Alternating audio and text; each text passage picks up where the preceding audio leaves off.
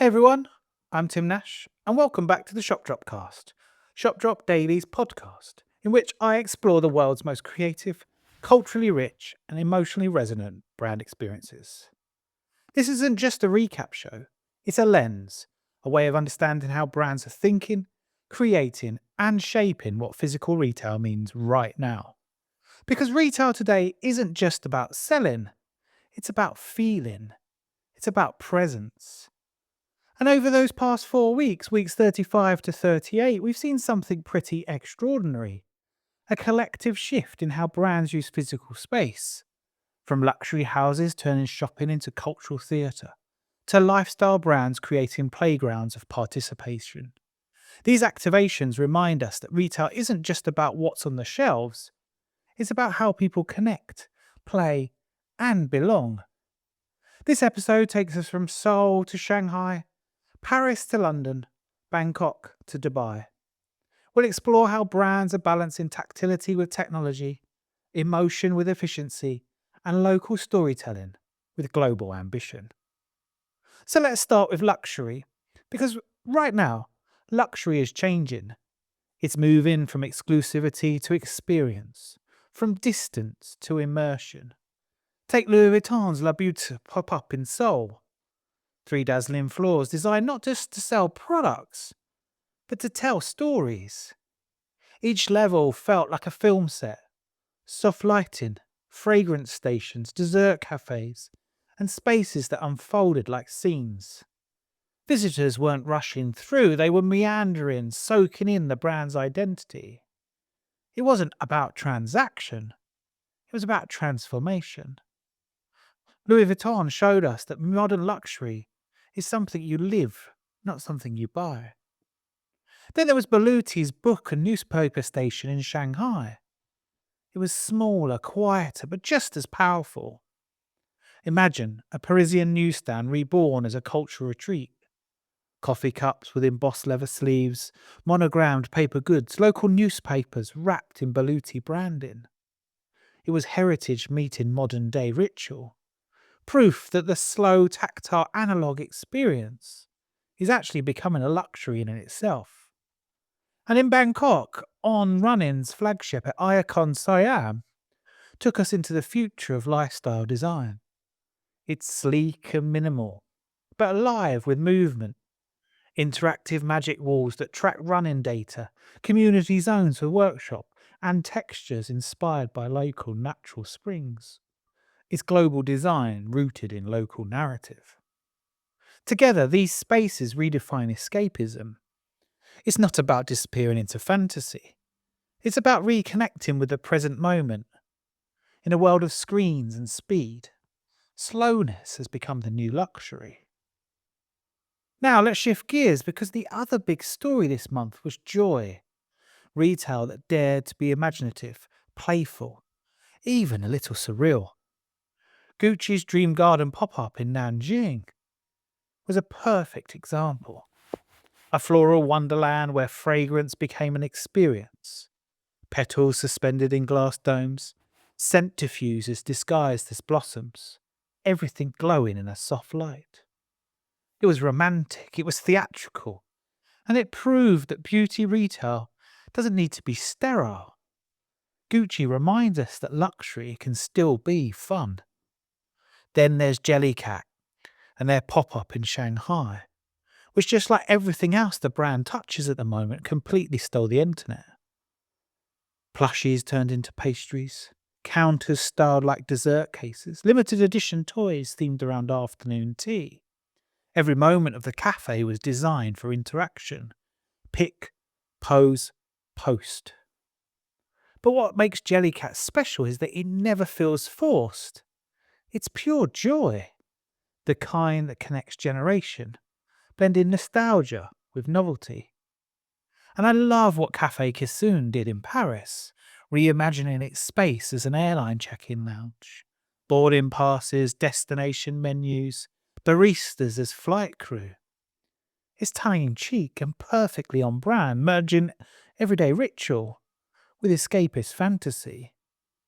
These activations show us something powerful. Whimsy works because it lowers barriers, invites participation, it turns customers into storytellers. In a world of polished luxury, a touch of play can feel like a breath of fresh air. Next, let's talk about how fashion and lifestyle brands are weaving narrative and culture into everything they do. Michael Kors' Hamilton Moderne pop-up at Galleries Lafayette was designed like a high-end hotel. You walk through a revolving door into a lobby filled with live music, luggage trolleys, champagne carts. It's immersive luxury, but it's also self-aware. Kors turned shopping into theatre, reminding us that emotion and aspiration drive modern retail more than price tags ever will. Then we head to Covent Garden, where Marc Jacobs' Daisy Wild Garden transformed the London square into a pastel meadow. Oversized flowers, mirror rooms, and a floral scent tunnel created a multi-sensory playground. It's the kind of experiential marketing that transcends demographic, tapping joy, memory, and escapism. In New York, Downs and Madders in the slow lane flipped the idea of fast fashion right on its head. Held in a cemetery with chess players and old-world ambience, it questioned pace and purpose.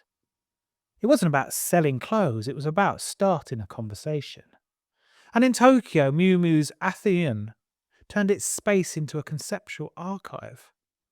Part library, part exhibition, rows of yellow binders, stacks of design sketches, curated relics from the brand's history. It was intimate, cerebral, and quietly powerful. The insight here, well, storytelling isn't a layer added on top. It is the experience. The best activations are those that make consumers feel they've stepped into a brand's inner world. Now, some of the most interesting activations this month were about connection. How global brands localize through craft, culture, and community. In Shanghai, Miss Dior's story is of a miss blurred art, science, and scent. 6 thematic rooms, from kinetic light installations to fragrance-triggered pathways. Guests became part of the storytelling. It was a sensory symphony that transformed brand heritage into something living and evolving. Then there's Map Lab Venice Beach, a cycling apparel brand that's built more like a social club. Coffee, art, product, and performance all flowed together. It's the kind of hybrid space that builds community loyalty, not just brand awareness. In Dubai, Axel Aragato's flagship captured the modern minimalism the brand is known for. Organic forms, natural textures, and bold yellow accents. But what stood out was the local collaboration.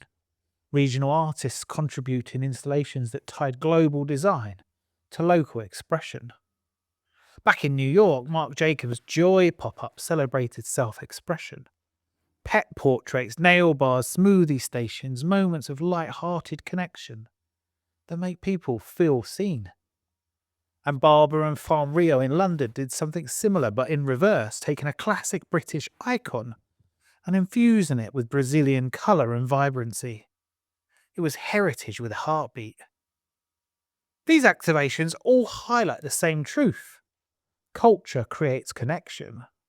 When brands honour place, heritage, and people, they move from marketing to meaning. As we close, let's talk about energy, the rhythm of retail right now. In Chengdu, Ami Paris brought the romance of Paris to China with an arcade-inspired pop-up.